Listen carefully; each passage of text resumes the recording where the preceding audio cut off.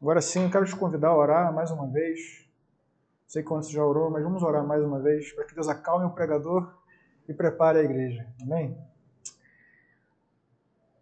Pai, graças te damos, ó Deus, pelo teu cuidado conosco que nunca falha. A sua misericórdia, ó Deus, e a sua bondade que sempre nos acompanham dia após dia.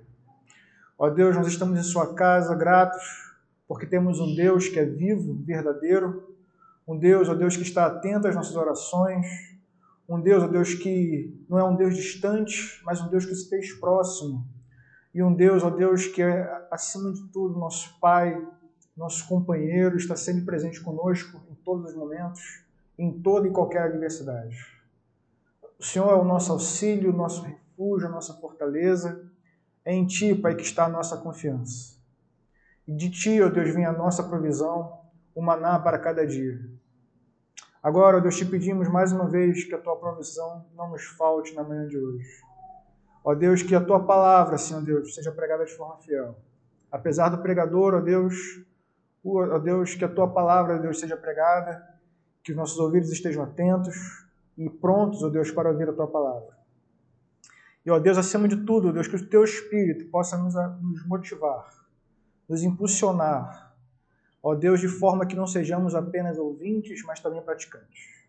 Assim oramos, em nome de Jesus. Amém. Quero convidar os irmãos a fazer a leitura do texto. Livro de 1 Samuel, capítulo 13.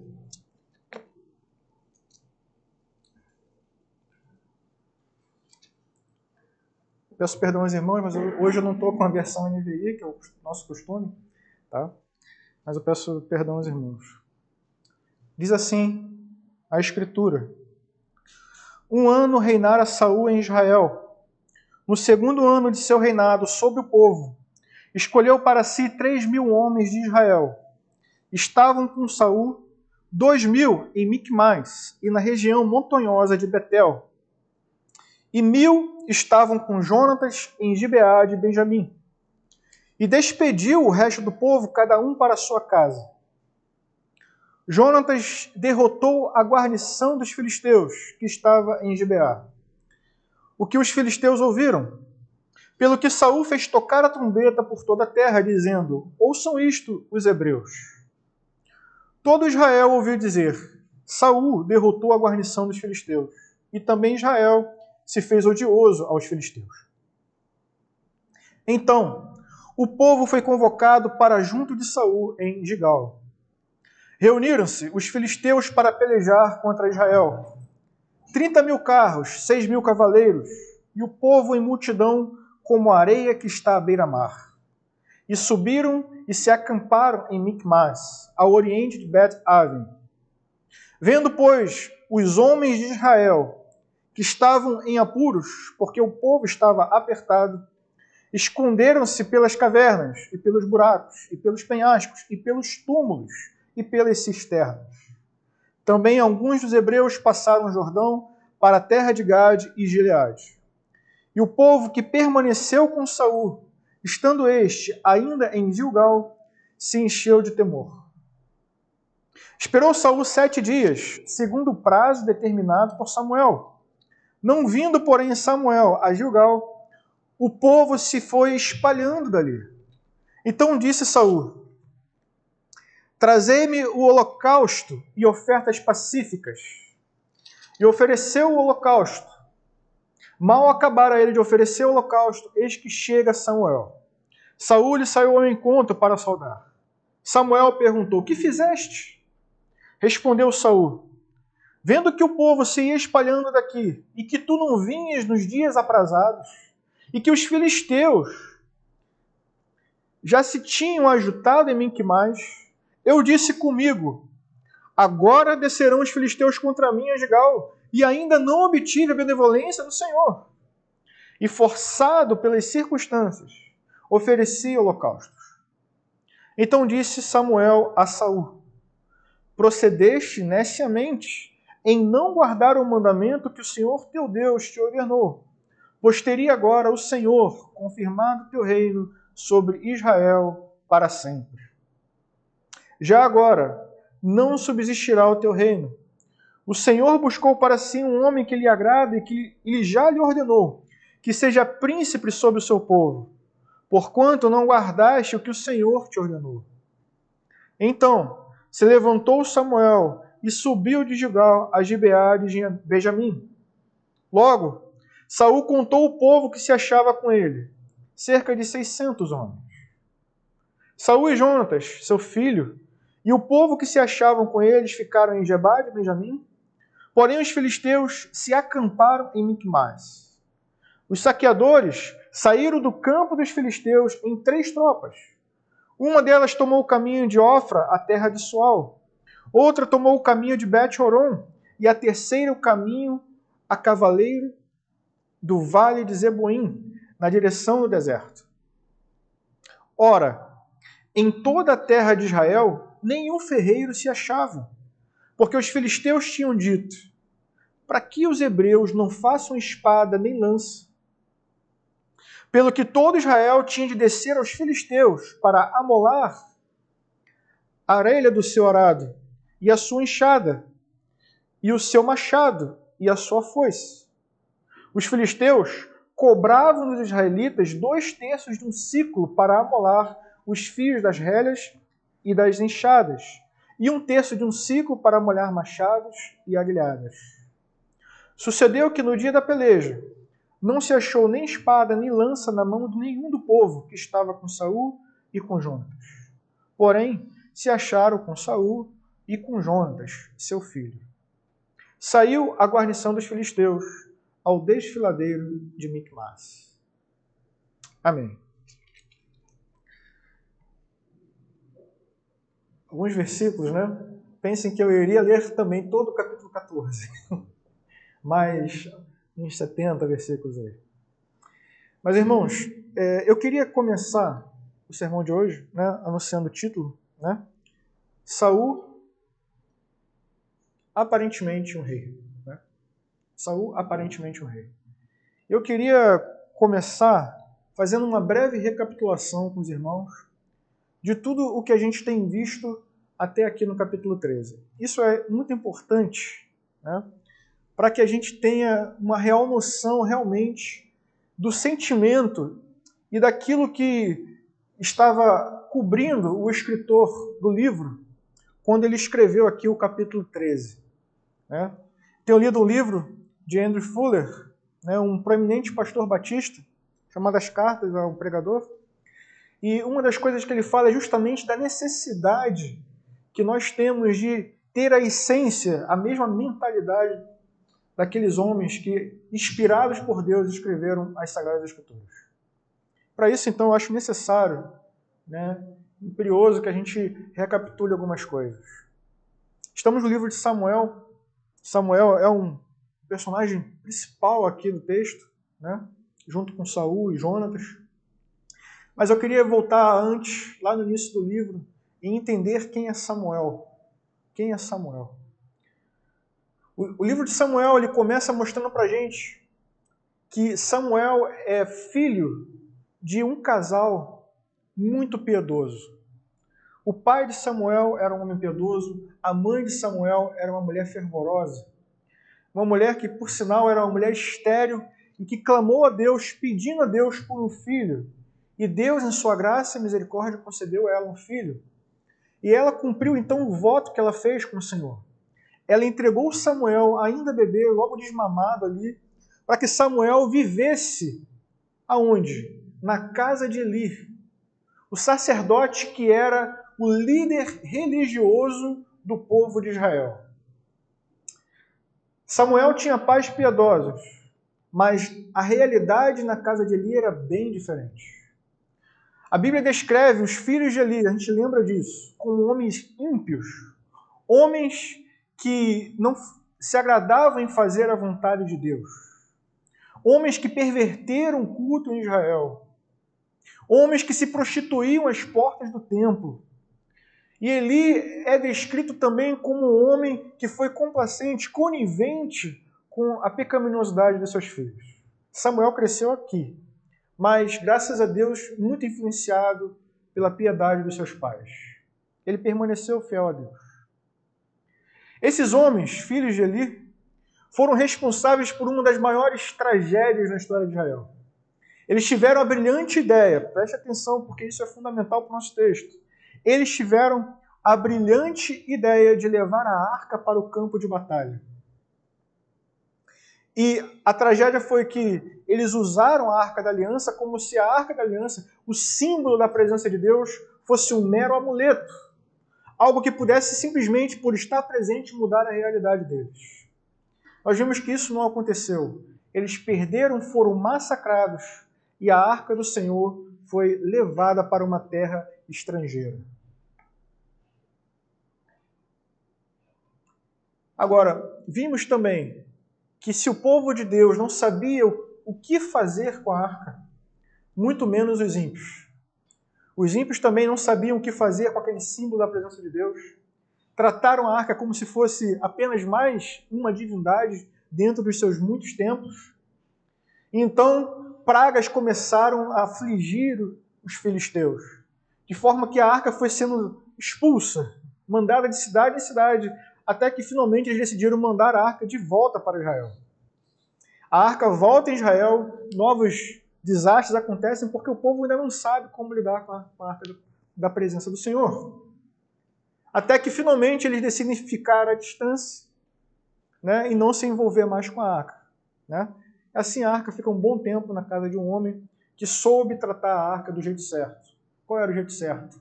Com reverência, com temor. Ocorre então que surge no capítulo 7 a figura de Samuel novamente. E ele diz ao povo, olha, se vocês realmente querem servir a Deus de todo o seu coração, arrependam-se, abandonem os seus falsos ídolos e se voltem para Deus. Samuel aparece no capítulo 7 trazendo o povo ao arrependimento.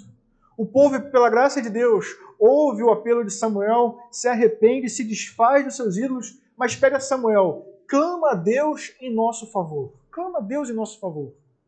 E Samuel faz isso. Mas ele faz uma coisa também. Ele pega um cordeirinho, ele sacrifica esse cordeirinho, e então clama a Deus. E Deus ouve o clamor de Samuel em favor do povo. A prova disso é que imediatamente os filisteus estavam vindo atacar. Deus intervém, causa um terror terrível, né? Um terror nos filisteus. Eles ficam amedrontados, saem em retirada, mas o exército israelense persegue e derrota eles. E aí vem algo importante. Samuel, para que aquele evento não passasse despercebido, ele pega uma pedra e faz dela um memorial. Ele chama a pedra de Ebenezer, que significa até aqui nos ajudou o Senhor. Mais uma vez, até aqui nos ajudou o Senhor.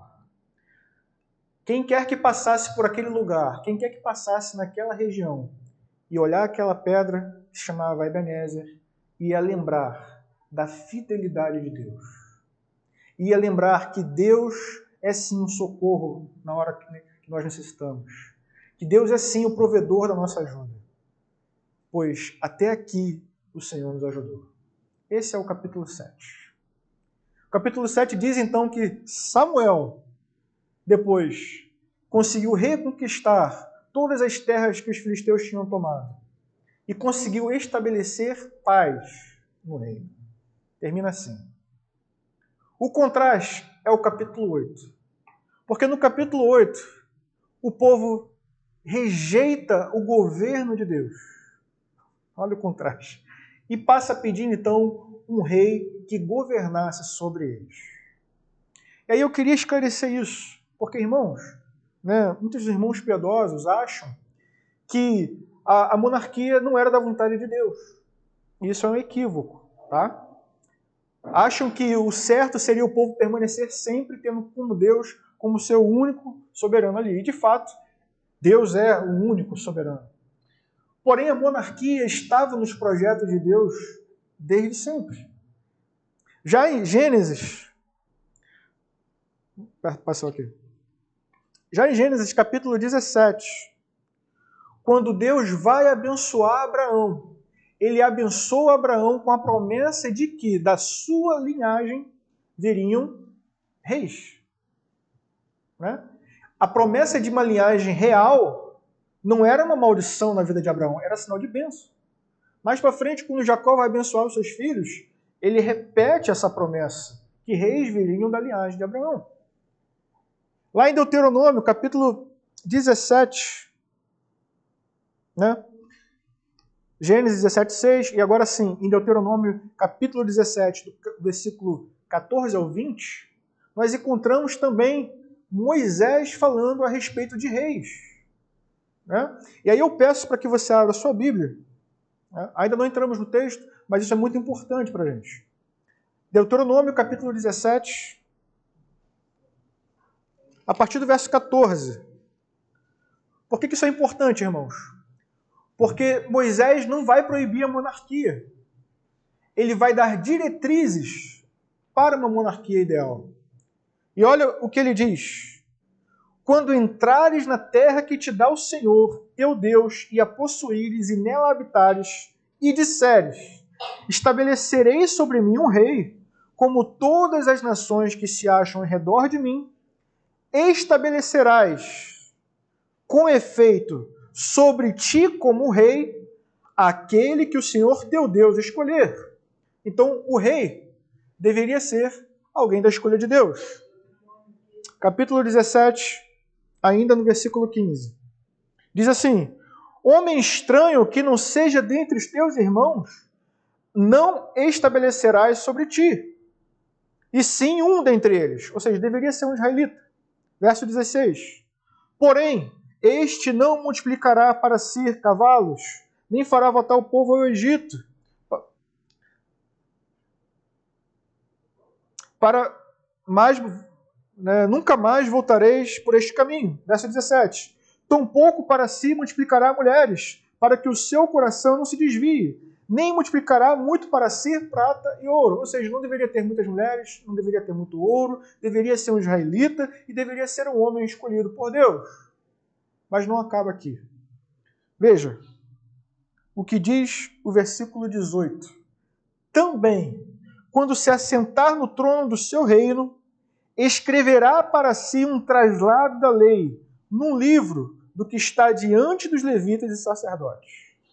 E o terá consigo, e nele lerá todos os dias da sua vida, para que aprenda a temer o Senhor seu Deus, a fim de guardar todas as palavras desta lei e estes estatutos para os cumprir. Isto fará para que seu coração não se eleve sobre os seus irmãos e não se aparte do mandamento, nem para a direita nem para a esquerda, de sorte que prolongue os dias do seu reino, ele, seus filhos, no meio de Israel. Deveria ser, portanto, israelita, não deveria ter mulheres, em plural, não deveria ser um homem com muitas riquezas, vaidoso, não deveria conduzir o povo de volta ao Egito, mas eu acredito que acima de tudo isso, ele deveria fazer uma cópia da lei, carregar a cópia da lei consigo, ler a lei todos os dias, para que ele não se desviasse dos caminhos de Deus. Então vejam que a ideia de monarquia como bênção era sim um projeto de Deus. Agora, como funcionaria?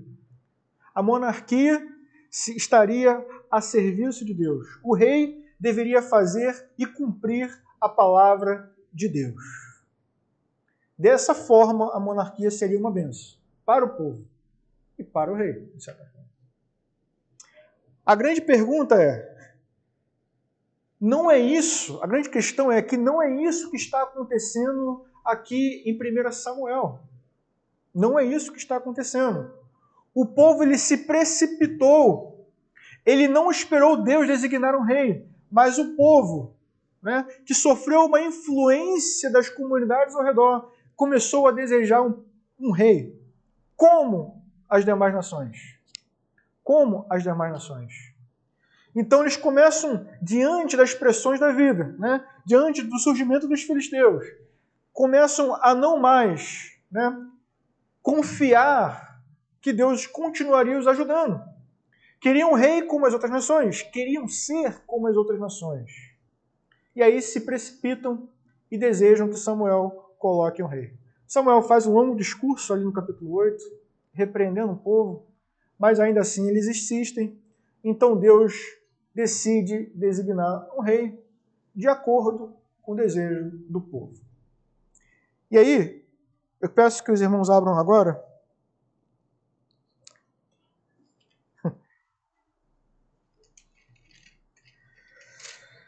no capítulo 9, versículo 15.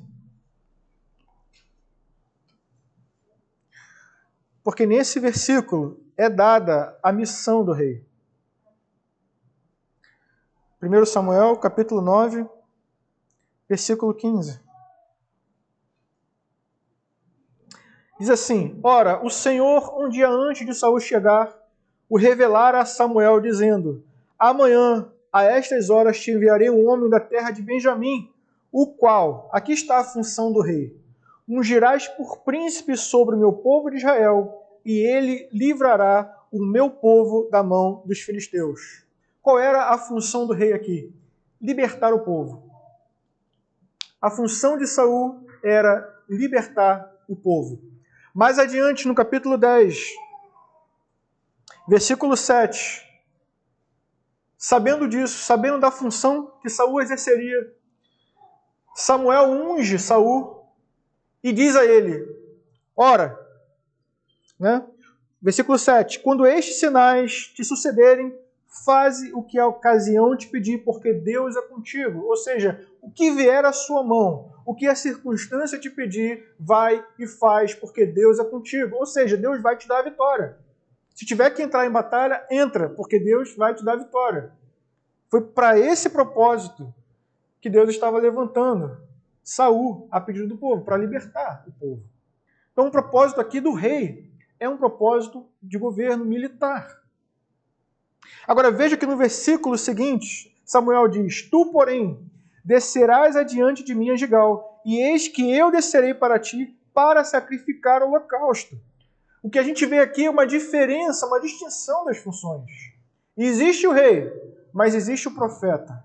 Existe o rei, mas existe o sacerdote. E ambos trabalham subordinados a Deus. O profeta é o arauto de Deus. O rei é aquele que executa, vamos dizer assim, a vontade de Deus, de acordo com a palavra de Deus, e governa o povo nos caminhos da palavra de Deus. Bem, deveria ser isso. A pergunta é, será que Saul vai exercer esse ministério de libertar o povo de Deus, de guiar o povo na palavra de Deus? Agora sim, depois dessa breve introdução, a gente entra no nosso texto no capítulo 13. Diz assim, 1 ano reinara Saul em Israel. No segundo ano do seu reinado sobre o povo, escolheu para si 3.000 homens de Israel. Estavam com Saul 2.000 em Miquimais, na região montanhosa de Betel. E 1.000 estavam com Jonatas em Gibeá de Benjamim. Né? Se você está com a versão NVI, eu acho que a maioria de vocês estão, a gente encontra aqui uma diferença textual. Né? Uma diferença textual, mas o que ocorre aqui, irmãos, é que esse texto, né, os números presentes nesse texto, não foram preservados. Né? Então não chegaram para a gente de forma muito clara. Então aqui, os estudiosos, os teólogos, os exegetas, né, tentaram entender aqui o contexto e chegaram a uma conclusão. Por exemplo, sabemos a partir de Atos, capítulo 13, versículo 21, que Saul reinou 40 anos. Né? Então, por diversos cálculos, eles vão tentando chegar aqui a uma conclusão no versículo 1. Né? Mas acredito, vamos lá, o que está escrito, o que dá para entender originalmente desse texto?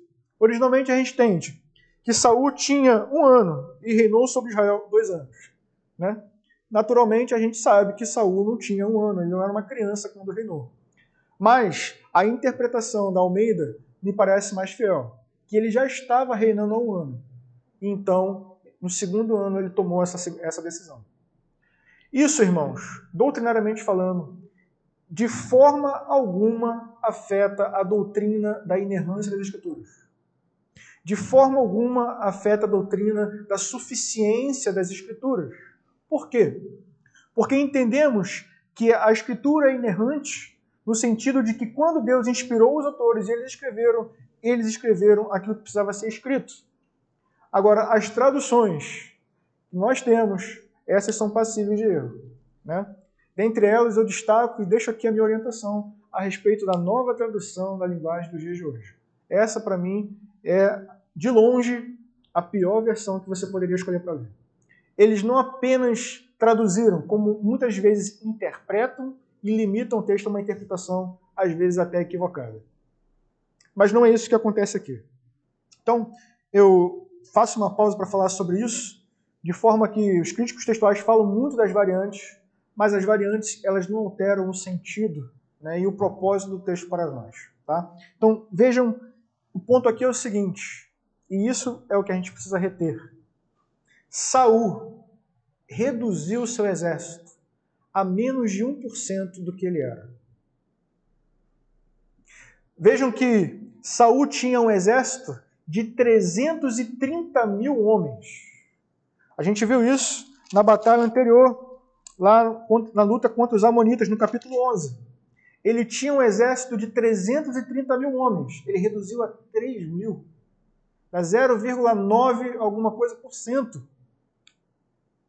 E aí o primeiro tópico que eu coloquei é Saul, um rei aparentemente corajoso. Porque Saul está no campo de batalha, né? E ele reduz o seu exército a menos de 1%. Ele fica com 2 mil soldados e deixa 1.000 soldados nas mãos do seu filho. Mas, longe de coragem, isso aqui, irmãos, eu entendo como sinal de covardia. Sinal de covardia. Por quê? Porque a gente vai ver, os próximos versículos mostram pra gente que, na verdade, Saul não tinha a menor intenção de entrar em batalha. Ele não tinha a menor intenção de entrar em batalha. Por isso, vemos no versículo 3, que é Jonatas quem tem a iniciativa de provocar o ataque. Ele vai, olha o que diz o texto, Jonatas derrotou a guarnição dos filisteus, que estava em Gibeá. É ele que toma a iniciativa, ele faz aquilo que o pai deveria fazer, conforme Deus havia designado, conforme Samuel o havia ungido. Mas ele se abstém de fazer o ataque. Quem toma a iniciativa é o seu filho. E a prova de que ele não pretendia entrar em combate vem em seguida. Por quê? Porque se Jonatas atacou e venceu, podemos esperar um contra-ataque. E quando ele fica sabendo que não tem jeito, que vai haver uma batalha, que os filisteus foram derrotados e que haverá um contra-ataque, qual é a sua primeira atitude? Chama os homens de volta. Né? Ele chama os homens de volta porque agora ele sabe que a batalha é inevitável. Pensem por um momento o impacto visual disso. Um exército de 330 mil homens na frente do exército inimigo. E de repente o exército inimigo vê todo mundo indo embora. A mensagem é muito clara. Temos força, mas não queremos lutar. É mais ou menos isso que eu entendo do texto. Ele não tinha intenção de lutar. Quando a luta foi certa, ele chamou os homens de volta. Mas antes disso, Saul usurpa a glória do filho. Ele faz correr a mensagem em Israel de que Jonatas não, mas que ele mesmo, que Saul atacou os filisteus e os derrotou.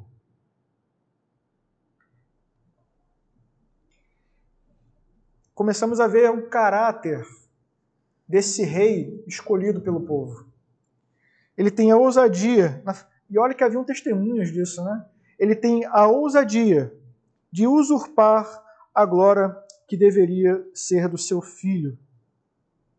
Mas vejam, em segundo lugar, que Saul era um rei aparentemente vitorioso, né? Por conta disso. Aparentemente vitorioso, porque a vitória é do filho, mas ele chama a glória para si mesmo. A iniciativa foi de Jonatas, a vitória foi de Jonatas. Ainda assim, ele usurpou a glória do filho. Agora, me acompanhe nos versículos 5 a 7. Dos versículos 5 a 7, nós encontramos a descrição do que foi o contra-ataque dos filisteus. Diz assim: reuniram-se os filisteus para pelejar contra Israel. 30.000 carros, 6.000 cavaleiros, e povo em multidão como a areia que está à beira-mar. E subiram e se acamparam em Miquimás, ao oriente de Bet-Aven. Vendo, pois, os homens de Israel que estavam em apuros, porque o povo estava apertado, esconderam-se pelas cavernas e pelos buracos e pelos penhascos e pelos túmulos e pelas cisternas. Também alguns dos hebreus passaram o Jordão para a terra de Gade e Gileade. E o povo que permaneceu com Saul, estando este ainda em Gilgal, se encheu de temor. Então, vejam só, né, as consequências da decisão de Saul. Né? Primeiro, ele se abstém do combate e libera praticamente 99% da tropa. Depois, ele chama os homens de volta, mas ainda não deu tempo. O contra-ataque acontece. E o texto é enfático em mostrar o poderio dos filisteus. O texto diz que a tropa de infantaria era do tamanho, era comparado às areias do mar. E essa linguagem utilizada por Samuel é muito significativa para a gente. Por quê? Porque faz referência a uma outra batalha no tempo dos juízes. Quando Gideão lutou apenas com 300 homens contra os midianitas.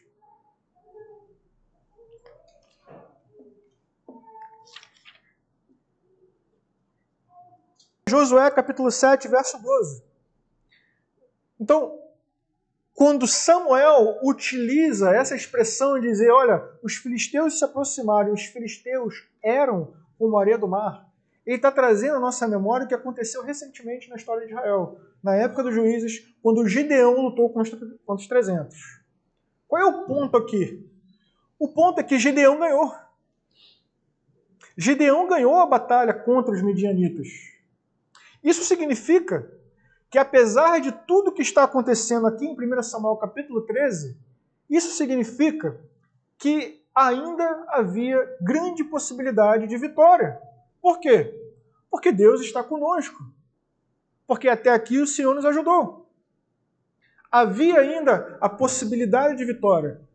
Não era o tamanho do inimigo, muito menos a força do adversário que importava, mas saber se Deus está conosco ou não. E Deus está.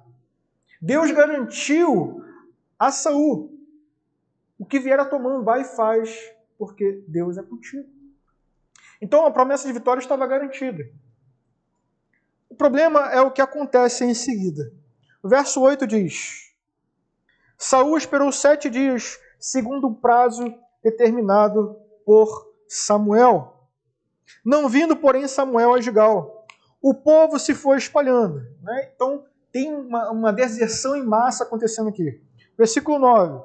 Então disse Saul: trazei-me aqui o holocausto e ofertas pacíficas.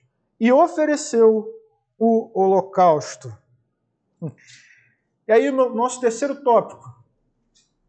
Um rei aparentemente piedoso. Já vimos, né? Um rei aparentemente corajoso, um rei aparentemente vitorioso, e agora temos Saul, um rei aparentemente piedoso. Por quê? Porque ele foi lá e fez o sacrifício. É uma mente piedosa.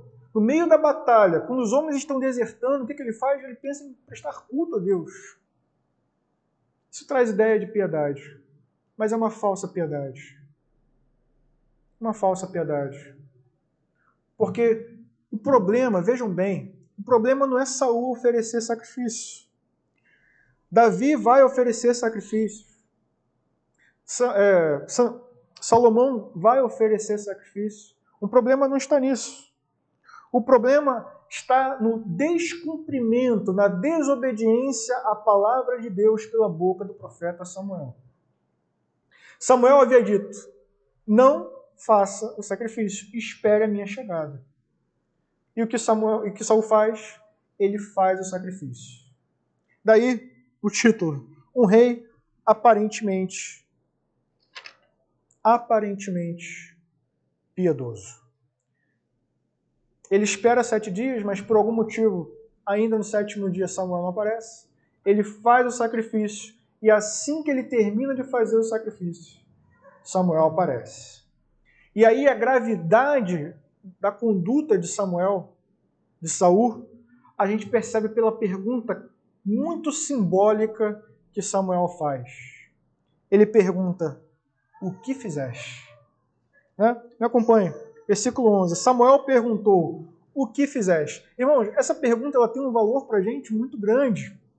Porque a primeira vez que essa pergunta foi feita foi lá no Jardim do Éden. E quem fez a pergunta foi Deus a Eva. O que fizeste? Essa pergunta aparece tempos depois também lá no livro de Josué. Quando Josué pergunta a Acã, o que fizeste? O que tem em comum nessas perguntas? A desobediência ao mandamento de Deus. A desobediência de Eva ao mandamento de Deus, que resultou em morte. O que tem em comum em Acã? A desobediência a Deus, quando ele guardou os espólios da guerra. O que tem em comum aqui? A desobediência a Deus, quando ele fez um sacrifício que não estava autorizado. O que Saul faz aqui assim como ele usurpou a glória do filho, agora ele usurpa a função de sacerdote. Não cabia a ele. Se fizesse, deveria ser assistido pelo sacerdote. Mas ele chama a si. Ele acha que é soberano. Ele acha que, por ser rei, pode fazer o que quiser. Se esqueceu daquela determinação lá em Deuteronômio. Guardar a lei e obedecer a lei todos os dias. Ele violou a lei do Senhor. Mas, além de aparentemente piedoso, Saul é aparentemente inocente. Veja o que diz os versículos seguintes. Versículo 11 ainda.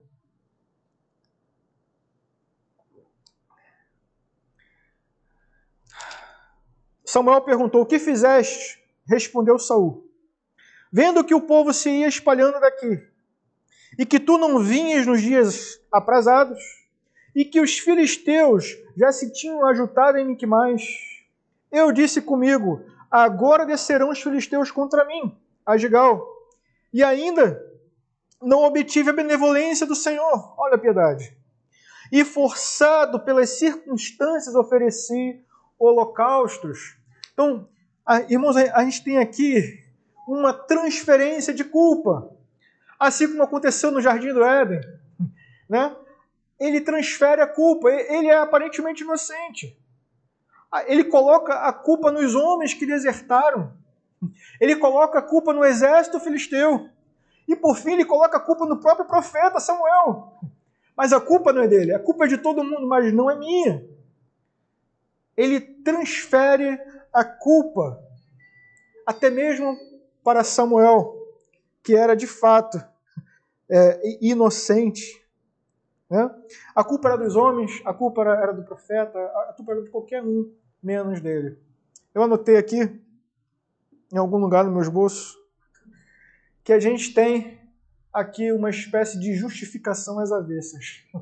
Né? É uma justificação às avessas. Ele era o culpado e ele coloca a culpa em quem não tinha. Esse é o rei que o povo escolheu. Então, finalmente, encontramos a resposta de Samuel a toda essa situação.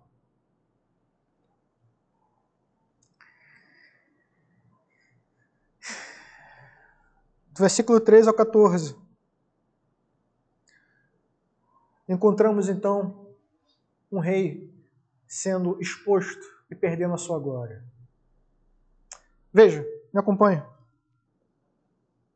Então disse Samuel a Saul, procedeste neciamente em não guardar o mandamento que o Senhor teu Deus te ordenou, pois teria agora o Senhor confirmado o teu reino sobre Israel para sempre.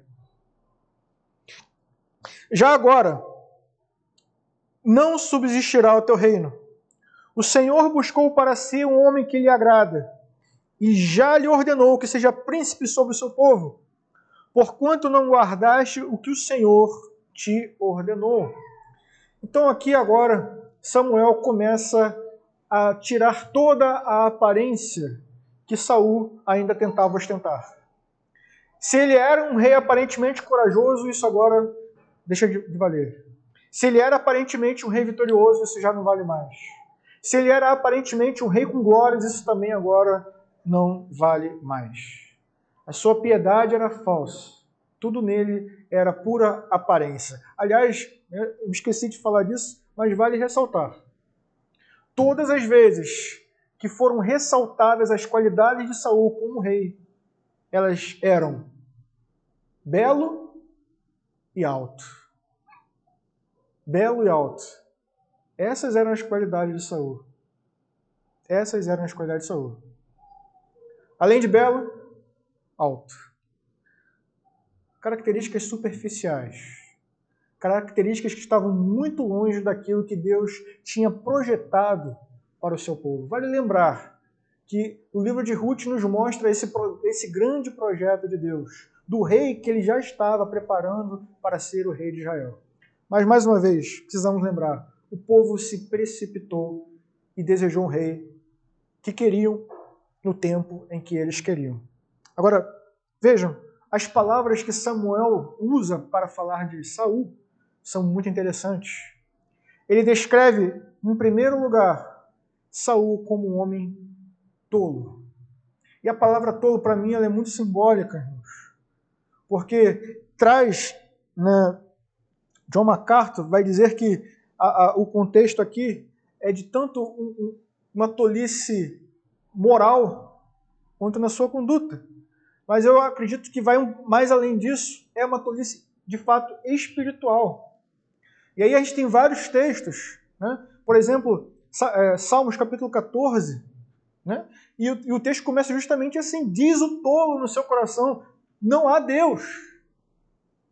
E tudo que a gente vê, toda a conduta de Saul, de fato é a conduta de um homem tolo, que parece que não acredita, que não crê na existência de Deus, que não crê na providência de Deus, que não crê que Deus viria e o auxiliaria, que não vê que Deus cumpriria a promessa que tinha dado.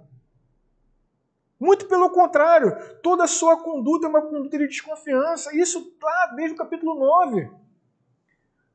Quando Samuel chamou Saul e disse tudo o que aconteceria e ele volta para sua família, ele não tem a coragem de dizer que havia sido profetizado que ele seria rei.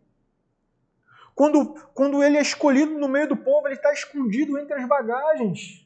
Uma timidez excessiva ou uma covardia excessiva.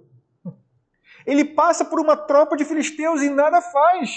O homem designado para libertar o povo está diante de um exército e recua a sua tropa. Será que esse homem confia em Deus? Será que ele realmente tem Deus como seu auxílio, como seu ajudador? Na hora do desespero, não deveria estar desesperado? No momento em que seria o seu triunfo, aonde com poucos homens Deus o daria a vitória, ele desobedece a Deus e faz um sacrifício. Como se pelos seus méritos, pela sua obra ali, Deus viesse em seu auxílio, quando na verdade a salvação viria graciosamente. Mas ele acha que precisa fazer algo para receber o favor de Deus, é isso que ele diz. E aí, fazendo o sacrifício, ele perde a bênção, que seria dada gratuitamente para ele. Isso é simbólico. Um homem tolo, um homem que agiu em todos os momentos e que teve oportunidades, como se Deus não existisse, como se Deus não fosse ajudar. Samuel diz ainda que ele não era um homem segundo o coração de Deus, mas Deus havia escolhido sim um homem que seria segundo o coração de Deus. Ele desobedeceu, ele agiu como tolo, ele desobedeceu ao mandamento, e a partir do versículo 14, nós começamos a ver que Saul, ele é destituído de sua glória, ele é desonrado. Mas não apenas Saul. O povo também. O povo também foi humilhado. O povo também foi desonrado. Porque, em primeiro lugar, quiseram tirar Deus do comando. Em primeiro lugar, em segundo lugar, acharam que tinham a capacidade de decidir os seus próprios reinos. Em terceiro lugar, escolheram um rei segundo o seu próprio coração e não segundo o coração de Deus. E o resultado a gente vê aqui nos últimos versículos do capítulo 13. O texto diz, me acompanha, a partir do verso 17, que os saqueadores saíram do campo dos filisteus em 3 tropas. Uma delas tomou o caminho de Ofra, a terra de Suá, outra tomou o caminho de Bet-Horon, e a terceira o caminho a cavaleiro do vale de Zeboim, na direção do deserto. Ou seja, a tropa se espalhou por todos os cantos, norte, sul, leste. E no capítulo 14, a oeste também. Vejam, versículo 19. Ora, em toda a terra de Israel, nenhum ferreiro se achava, porque os filisteus tinham dito para que os hebreus não façam espada nem lança. Pelo que todo Israel tinha de descer aos filisteus para amolar a relha do seu arado e a sua enxada, e o seu machado e a sua foice. E os filisteus cobravam dos israelitas 2/3 de um ciclo para amolar os fios das relhas e das enxadas, e 1/3 de um ciclo para amolar machados e aguilhadas. Sucedeu então que na batalha, irmãos, ninguém tinha espada. Ninguém tinha espada. Vejam o tamanho da humilhação do exército de Israel. Eles tinham que ir para a batalha lutar com paus e vassouras, com pedaços de madeira e com pedra. O exército que é o exército do Senhor, lutando de forma precária. Por quê? Eles perderam a sua autonomia, estavam sob o domínio dos filisteus, e os filisteus não davam a ele o direito de fabricar armas. Se quisessem amolar instrumentos agrícolas, tinham que pagar fortunas. Era uma tremenda humilhação. É isso que o texto está descrevendo para a gente. Um exército de 330 mil homens virou um exército de 600 homens. E ainda um exército que estava completamente desarmado e humilhado diante do inimigo. E um exército que também tinha um rei que não era segundo o coração de Deus. E um povo que não estava agindo também de acordo com a vontade de Deus. O resultado, no capítulo 13, que a gente tem, não é apenas um rei aparentemente poderoso, um rei aparentemente piedoso, é um povo também aparentemente piedoso. É um povo aparentemente povo de Deus. É um povo que, assim como Saul, apenas tinha aparência de religião, aparência de temor a Deus. Mas quando as situações se apresentavam, longe de Deus eles estavam. Sempre que tiveram oportunidade, se afastaram de Deus. Um rei exposto e desonrado, mas também um povo exposto e desonrado. Um rei exposto que agiu com tolice, que desobedeceu ao mandamento de Deus e, portanto, foi destituído, desonrado e humilhado.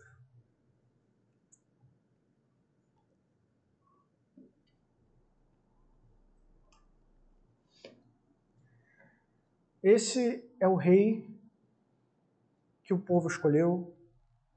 Esse é o povo de Deus. Mas eu queria terminar essa mensagem apontando para frente.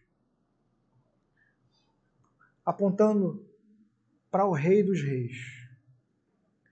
Sabemos que o rei aqui em questão que Deus estava preparando era o rei Davi. Mas o rei Davi também não era um rei perfeito. Estávamos conversando ontem. Davi veio em ascensão, em ascensão, em ascensão, e quando chegou lá no alto, caiu. Mas o rei que eu quero falar para você é diferente desse.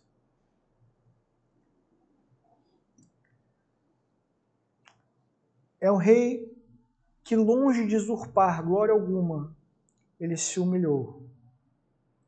É um rei que abandonou o seu reino para vir a esse reino nosso, caído e depravado. O rei que eu quero falar para você é um rei que, diferente de Saul, que usurpou a glória do filho, ele abre mão da sua glória para habitar no nosso meio. Eu falo de Jesus, e você sabe disso. Ele sim tem o título supremo de Rei dos Reis. Jesus não usurpou glória de ninguém. Sendo Deus, não usurpou a glória de Deus. Se fez carne e habitou entre nós. Mas ainda assim, os homens viram a sua glória e a glória dele era como do unigênito do Pai. Jesus, diferente de Saul, era um rei corajoso. Um rei que veio para a batalha. Um rei que tinha, sim, a palavra de Deus dentro dele. E dia após dia cumpriu a lei de Deus. Diferente de Saul, ele foi fiel e cumpriu cada palavra da lei, cada designação, cada mandamento. Ele cumpriu tudo e cumpriu de forma perfeita. Diferente de Saul, Jesus também não transferiu culpa. Pelo contrário, transferiu justiça. A culpa era nossa. A culpa estava em nós. Mas diferente da história que lemos, a nossa culpa foi colocada sobre ele. E a justiça dele foi colocada sobre nós. Esse é o nosso rei. Esse é o Rei dos Reis. Esse rei foi corajoso ao ponto de se entregar na cruz por você. Esse rei foi corajoso ao ponto de experimentar a ira de Deus que estava reservada para mim e para você. A ira de Deus contra o pecado que nós cometemos foi despejada na cruz do Calvário sobre Jesus Cristo. Não foi por acaso que no Getsemane ele chorou. Não foi por acaso que no Getsemane ele clamou a Deus. Mas ele clamou a Deus dizendo, se possível, afaste de mim esse cálice. E ao dizer se possível, ele se submeteu à vontade de Deus, não desobedecendo o desígnio e os propósitos que desde os tempos mais remotos estavam designados. Afinal de contas, ele é o Cordeiro de Deus que tira o pecado do mundo, preparado desde a eternidade para aquele grande dia. E como ovelha foi levado ao matadouro, não se queixou, não se desviou, mas se entregou por nós, em amor e em obediência. Diferente de Saul, Jesus não ficou vendo a batalha distante, mas veio a esse mundo, ficou próximo de nós, habitou entre nós, tabernaculou, de fato, e se entregou na cruz por nós, e morreu por nós. Mas também, diferente do que aconteceu com Saul, no final das contas, ele não foi desonrado, não foi humilhado, mas Deus o exaltou. Ao terceiro dia, Deus o ressuscitou. E agora Cristo está assentado à direita de Deus. E foi-lhe dado o nome que está acima de todo nome. Esse é o seu rei, esse é o meu rei. É o nosso rei, Jesus Cristo, Filho de Deus, Filho de Davi, que reina não só hoje, mas de eternidade em eternidade para todo sempre. Amém. Meu apelo, meus irmãos, é para que você, diferente também do povo, viva sobre a autoridade de Deus. Porque o ensinamento não é somente sobre Saul, mas também sobre o povo. O povo que se rebelou contra o domínio de Deus, quando Deus já tinha demonstrado várias e várias vezes que tinha os ajudado. Será que não conseguimos também ver no nosso dia a dia o cuidado e a providência de Deus para as nossas vidas? A começar por Cristo, prometido no Jardim do Éden. Uma promessa que se cumpriu. Por que não acreditaríamos que Ele também voltará e levará a sua igreja? Por que não acreditaremos que Ele também purifica desde já a sua igreja e prepara a sua igreja para aquele grande dia? Por que não acreditar que Ele há de nos preservar e que nada vai nos arrebatar da sua mão? Se Ele é o nosso bom pastor, se Ele é o nosso rei. Por que não acreditar que o pão nosso de cada dia não vai nos faltar? Tanto espiritualmente quanto fisicamente. Deus é o nosso provedor. Ele é o nosso auxiliador. A nossa confiança precisa estar em Deus, porque até aqui o Senhor nos ajudou. E temos plena convicção de que Ele continuará nos ajudando até aquele grande dia, onde veremos a glória de Deus e seremos transformados na sua glória. Agora, o meu apelo para você é: permaneça confiando em Deus. Permaneça se submetendo à vontade de Deus. Permaneça obedecendo ao mandamento de Deus. E ainda que filisteus se apresentem para o combate, permaneça confiando, porque Ele vai providenciar o escape para todos nós. O maior escape Ele já providenciou. Ele nos libertou do império das trevas e nos transportou para o reino do seu Filho amado. Estamos salvos, e salvos pela graça. Salvos por um sacrifício que não fomos nós que realizamos, mas que Ele realizou em nosso favor. Sacrifício que era Ele mesmo. Ele era o Cordeiro que tira o pecado do mundo. Ele é esse Cordeiro. O que a gente precisa fazer é confiar.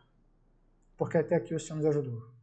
Diferente de Saul, Jesus não é o rei aparentemente. Ele é. Amém? Quero te convidar a orar.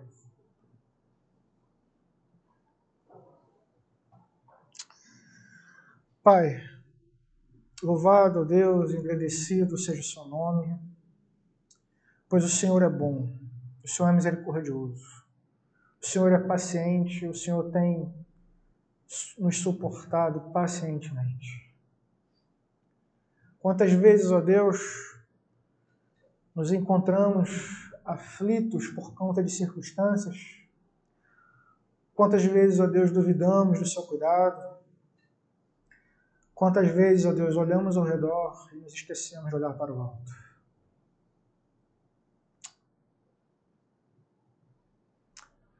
Perdão, Senhor. Perdoa os nossos pecados. Perdoa, Senhor, a nossa falta de fé, a nossa falta de confiança, o nosso ímpeto de querer fazer alguma coisa para receber a sua benevolência. Perdoa-nos, ó Deus, quando confiamos na nossa capacidade, no tamanho da nossa força. Quando a única coisa que precisamos fazer é ter fé e confiar no Deus da nossa salvação.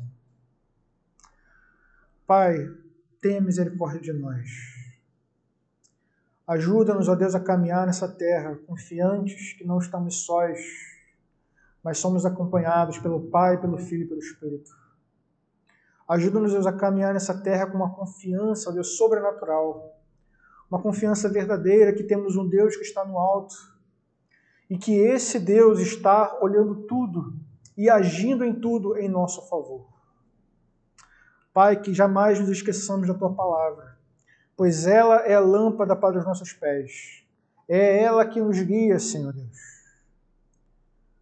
Como disse o salmista Davi, ó Deus, queremos guardar a Tua palavra em nosso coração, para não pecar contra Ti. Ajuda-nos, ó Deus, ajuda-nos, de forma que quando a adversidade vier, possamos dizer também que do alto virá o nosso socorro. Do alto veio o nosso socorro. E nós te louvamos por isso. Graças te damos por Jesus Cristo, nosso Salvador, nosso Redentor, nosso verdadeiro libertador, nosso Rei. Louvamos ao Senhor, gratos por tudo, em nome de Jesus. A Igreja do Senhor diz amém.